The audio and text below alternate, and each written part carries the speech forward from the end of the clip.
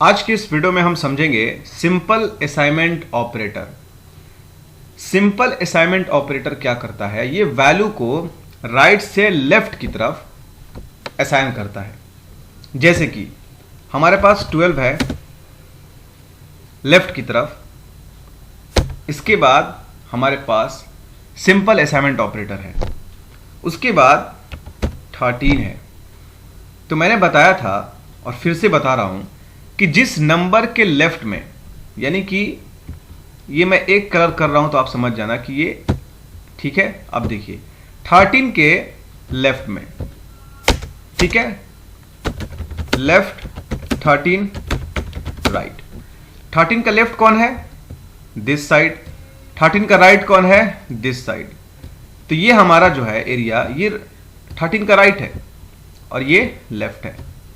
तो लेफ्ट की तरफ, किसी भी नंबर के लेफ्ट की तरफ कोई भी अगर ऑपरेटर हो, साइन हो, वो साइन उसके साथ होता है, उस नंबर के साथ होता है।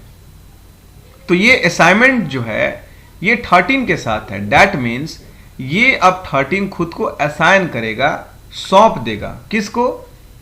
अगले जो ऑपरेंड्स हैं, नेक्स्ट जो ऑपरेंड्स है लेफ्ट की तरफ, उसको। तो लेफ्ट में कौन है? 12, ठीक है। तो ये एक सिंपल सा प्रोग्रामिंग एक्सप्रेशन है जो हमें समझना है। यहां पर कुछ नंबर्स हो सकता है या कोई वेरिएबल भी हो सकता है, कुछ भी हो सकता है, 13 A B C कुछ भी। जैसे कि यहां पर C जो दिया हुआ है, C equal to B, that means B क्या कर रहा है? असाइन कर रहा है C को, ठीक है। अब B के अंदर जो भी वैल्यूज होंगे, B के अंदर वैल्यू क्या है? हम देंगे B के अंदर वैल्यू 4। अब यहां देखिए 4 असाइन हो रहा है क्योंकि 4 के साथ असाइनमेंट ऑपरेटर है, लेफ्ट में है। 4 असाइन हो रहा है B में, और B के अंदर जब 4 आ गया तो ये B का वैल्यू असाइन हो गया C में। तो C के अंदर क्या आ गया? C equal to 4। तो ये असाइनमेंट ऑपरेटर का काम है। तो अब हम प्रोग्राम करके कुछ देखते हैं, इधर उधर हेर फेर करेंगे नंबर को और असाइनमेंट ऑपरेटर को, फिर देखते हैं हमारा आउटपुट क्या आता है, ठीक है। इसको हम करते हैं लॉन्च।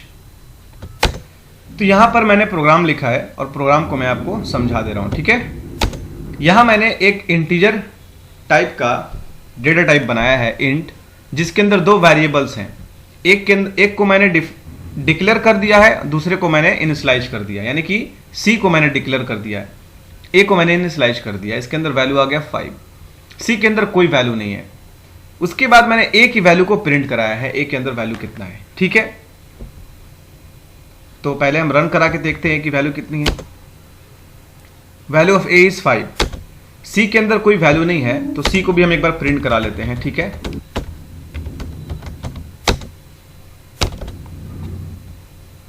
अब यहां हम C की वैल्यू को प्रिंट कराएंगे, रन कराते हैं तो हमारे पास C की वैल्यू क्या आ रहा है? 12803।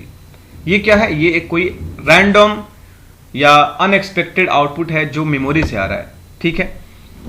तो मैंने देखा C में हमारा कोई वैल्यू अभी नहीं है जो हमने असाइन करा है। अब हम क्या करेंगे? C को असाइन करेंगे A की वैल्यू। तो C असाइनमेंट ऑपरेटर A। अब यहां देखिए मैंने यहां पर असाइन कर दिया है, ठीक है। मैं एक बार फिर से रन करा के दिखा रहा हूं कि क्या मसला है। अभी C का वैल्यू अभी भी नहीं आएगा, क्यों नहीं आएगा वो मैं बता रहा हूं, ठीक है। C के अंदर कोई वैल्यू अभी नहीं आया है। प्रोग्राम का कंट्रोल यहां पे आ रहा है, C का वैल्यू उसके बाद असाइन हुआ है। तो पहले C का वैल्यू प्रिंट हो गया है, फिर आपको असाइन हुआ है। तो असाइन होने के बाद प्रिंट कराना है, तो हमें इसके बाद हम देंगे printf, क्योंकि असाइन हो गया है। रन कराते हैं तो आप देख रहे हो यहां पर 5 आ रहा है, ठीक है, क्योंकि हमने असाइन कर दिया है। तो ये असाइनमेंट ऑपरेटर का काम। चलिए एक बार हम क्या करते हैं, C के अंदर कुछ वैल्यूज दे देते हैं, लाइक 7 मैंने वैल्यू दिया हुआ है। अब आप गेस करो कि वैल्यू C का कितना प्रिंट करेगा, ठीक है। देखो यहां पे तो 7 करेगा क्योंकि अभी C के अंदर असाइनमेंट नहीं हुआ है। यहां पर क्या करेगा? यहां पर 7 करेगा। यहां पर क्या करेगा? यहां पर आपको 5 करेगा। कैसे, वो मैं आपको बता रहा हूं। चलो रन करा के देखते हैं, फिर मैं आपको समझाता हूं। देखिए यहां पर 7 किया है, उसके बाद फिर 5 किया है। तो आप देख रहे हो यहां पर हुआ क्या है? C के अंदर ऑलरेडी 7 वैल्यू है तो प्रिंट हो गया है, पर उसके बाद ना सी के अंदर वैल्यू को चेंज किया जा रहा है असाइन करके। तो ए में कितना वैल्यू था, यहां पर 5 है, तो 5 ने क्या किया, सी को दे दिया, फिर सी हमने प्रिंट कराया तो 5 प्रिंट हो रहा है।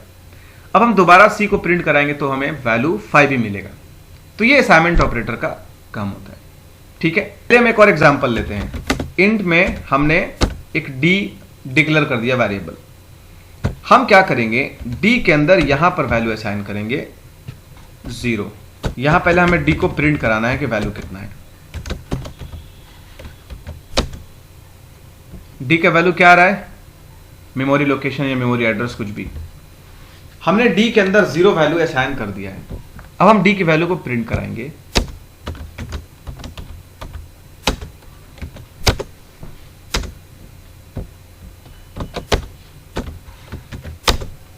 तो आप देख रहे हो डी की वैल्यू आ रही है 0।